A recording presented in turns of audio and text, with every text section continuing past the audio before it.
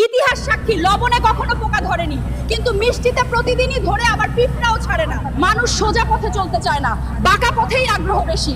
তাই তো মদ বিক্রেতাকে কোথাও যেতে হয় না, কিন্তু দুধওয়ালাকে বাজারে দাঁড়ে দাঁড়ে ঘুরতে হয়। আমরা সর্বদা দুধ বিক্রেতাকে বলে থাকি, দুধে জল মিশাননি তো? আর মানুষ মদে জল মিশে খায়। আজ পর্যন্ত মানুষকে এতটুকুই চিনলাম।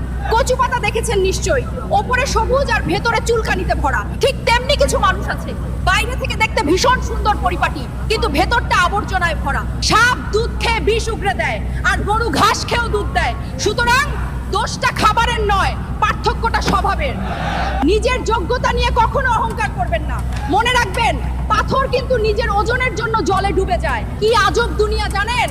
যার চোখে ঘুম আসে তার কাছে ভালো বিছানা নেই, আর যার কাছে ভালো বিছানা আছে তার চোখে ঘুম নেই। যার মনে দয়া আছে তার কাছে দেওয়ার মতো কিচ্ছু নেই, আর যার কাছে দেওয়ার অনেক কিছু আছে তার দেওয়ার মতো মনটাই নেই।